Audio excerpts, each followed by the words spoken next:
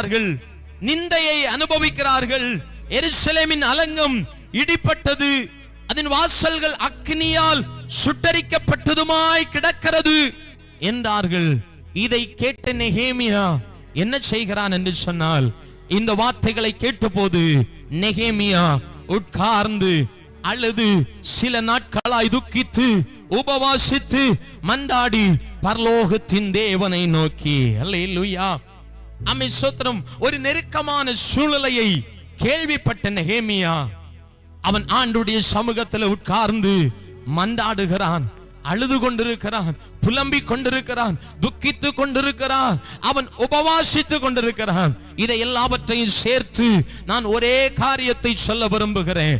நான் அவன் கட்டப்பட வேண்டும் என்று சொன்னால், நான் வாழ்க்கையில நிந்தையை அனுபவிக்கிற நான், வேதனையை அனுபவிக்கிற நான், கஷ்டத்தை அனுபவிக்கிற நான், பாடுகளை அனுபவிக்கிற நான், பிரச்சனைகளை அனுபவிக்கிற நான், என்னுடைய வாழ்க்கை கட்டப்பட வேண்டும் என்று சொன்னால், என்னுடைய குடும்பம் கட்டப்பட வேண்டும் என்று சொன்னால், என்னுடைய பிள்ளையுடைய குடும்பம் கட்டப்பட வேண்டும் என்று சொன்னால், நான் கர்த்தருடைய பாதத்தில் அமர்ந்திருக்கிறவனாய், காத்திருக்கிறவனாய், அவருடைய சமூகத்தையே நோக்கி இருக்கிறவனாக நான் மாற வேண்டும்.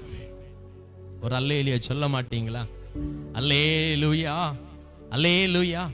ஏன் அமர்ந்திருக்க வேண்டும் என்று சொல்லுகிறேன் என்று சொன்னால், நெகேமியா மூலமாய் மறுபடியுமாய் எருசலேமில் அலங்கம் கட்டப்பட்டது. எருசலேமின் ஜனங்கள் குடியேற்றப்பட்டார்கள். அங்கே பஞ்சம் மாறினது, நிந்தை மாறினது, அவமானம் மாறினது, போராட்டங்கள் மாறினது. அங்கே ஒரு பெரிய பெருக்கத்தை தேவனாகிய கர்த்தர் கட்டளையிட்டார். அல்லேலூயா. நெகேமியா மூலமாய் அந்த ஆசீர்வாதத்தை அங்கே யூத ஜனங்கள், இஸ்ரவேலர்கள் பெற்றுக்கொண்டார்கள் என்று நாம் பார்க்க முடியும்.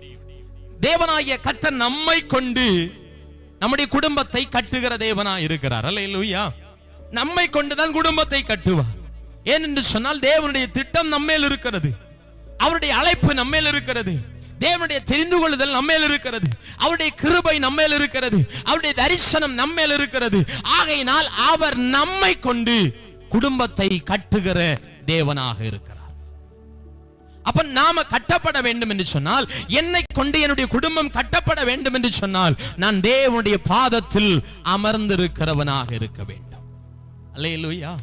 நான் ஆண்டவருடைய சமூகத்தில் நான் துக்கிக்கிறேனா, உபவாசிக்கிறேனா, அழுகிறேனா, புலம்புகிறேனா, எதுவாக இருந்தாலும் நான் செய்ய வேண்டியது என் தேவனுடைய பாதத்தில் நான் அமர்ந்திருக்க வேண்டும். அவரிடத்திலிருந்து நான் எனக்கு ஒத்தாசை வர வேண்டும் என்றதான எதிர்பார்ப்போடு நான் அமர்ந்திருக்க வேண்டும். அல்லேலூயா. சங்கீதக்காரன் சொல்லுகிறான், மான்கள் நீரோடை வாஞ்சித்து கதறுமா போல என் ஆத்துமா உம்மேல் வாஞ்சையா இருக்கிறது. வேலைக்காரனுடைய கண்கள் எஜமானின் கைகளை நோக்கி இருக்குமா போல, வேலைக்காரியின் கைகள் எஜமாட்டியின் கைகளை நோக்கி இருக்குமா போல, எங்கள் தேவனாகிய அவரையே நோக்கி இருக்கிறது. கைகளை உயர்த்தி அல்லேலூயா சொல்லலாமே. ஹல்லேலூயா. தேவனாகிய கர்த்தர் நமக்கு இரக்கம் செய்ய வேண்டும். தேவனாகிய கர்த்தர் நம்முடைய வாழ்விலே மாற்றங்களை கொண்டு வர வேண்டும். தேவனாகிய கர்த்தர் நம்முடைய குடும்பத்தை கட்டி எழுப்ப வேண்டும். அப்படியாக தேவனாகிய கர்த்தர் நம்முடைய வாழ்க்கையை கட்ட வேண்டும்.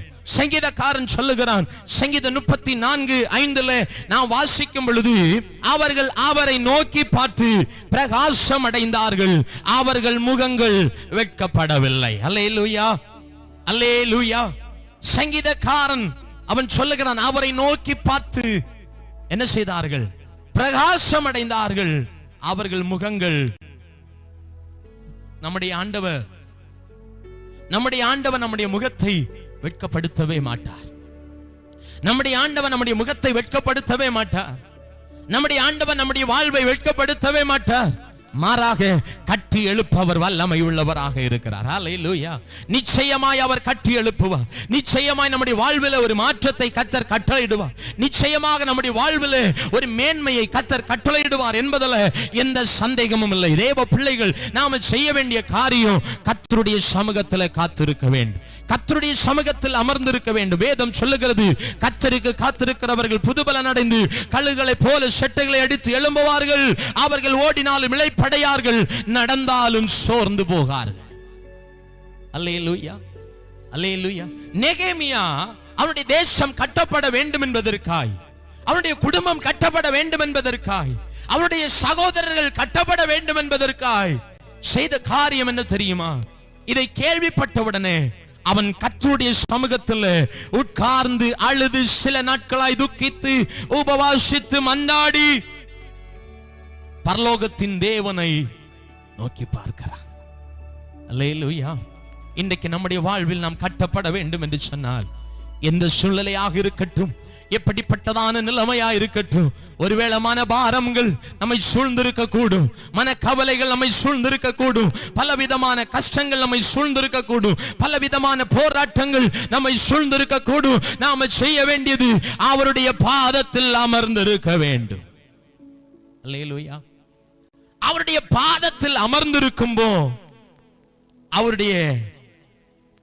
அவருடைய பாதத்தில் அமர்ந்திருந்தா நாம கேட்போம், பாஸ்டர் அவருடைய பாதத்தில் அமர்ந்திருக்காம வேற யாருடைய பாதத்தில் அமர்ந்திருக்கிறோம்? அங்கதான் இருக்கிறோம், அவர் கூட தான் இருக்கிறோம், அவர்கிட்ட தான் இருக்கிறோம், அவரை தான் நம்பி இருக்கிறோம். வேற யாரை நம்பி இருக்கிறோம் பாஸ்டர்? சொல்லலாம். நான் ஆண்டவருடைய பாதத்தில் அமர்ந்திருக்கும்போ, அவருடைய சமூகத்தில் காத்திருக்கும் பொழுது அவர் என்னுடைய வாழ்வில் மாற்றங்களை கொண்டு வருகிறவரா இருக்கிறார். அப்போ நமக்குள்ள கேள்வி எழும்பும், அவருடைய பாதத்தில் நான் அமர்ந்திருப்பேனே ஆனால் எவ்விதமாக நான் கட்டப்படுவேன்? அவருடைய பாதத்தில் நான் சும்மா அமர்ந்து இருக்கிறதுனால, மண்டாடிட்டு இருக்கிறதுனால, ஜெபிக்கிறதுனால, உபவாசிக்கிறதுனால, மண்டாடுகிறதுனால, கதறுகிறதுனால என்னுடைய வாழ்வில் என்ன பிரயோஜனம்? எதன் மூலமாய் நான் கட்டப்படுவேன்? எதன் மூலமாக நான் ஆசீர்வதிக்கப்படுவேன் என்றதான கேள்வி நமக்குள் எழும்பலாம். நான் ஆண்டுடைய சமூகத்தில் காத்திருப்பேனே ஆனால், ஆண்டுடைய பாதத்தில் நான் அமர்ந்திருப்பேனே ஆனால், முதலாவது என் தேவனாகிய கர்த்தர் என் நாவை அல்லது என்னுடைய வாயை தொடுகிறவராக இருக்கிறார். ஒரு ஆமென் சொல்ல மாட்டீங்களா? அல்லேலூயா. ஆமென். சோதர பாஸ்டர் ரொம்ப வித்தியாசமா பேசுறாரு. அவருடைய பாதத்தில் அமர்ந்திருந்தா முதலாவது நம்முடைய நாவை கர்த்தர் தொடுவார், நம்முடைய வாயை கர்த்தர் தொடுவார். ஏன்னா ஆமென் சோதரம், ஏன்னா ஒரு மனிதனுடைய வாழ்வில் மிகவும் மிகவும் முக்கியமான ஒரு பகுதி அப்படின்னு சொன்னா எது? நாவு என்பதை விட வாய் ரொம்ப முக்கியம். அல்லேலூயா. ஏன்?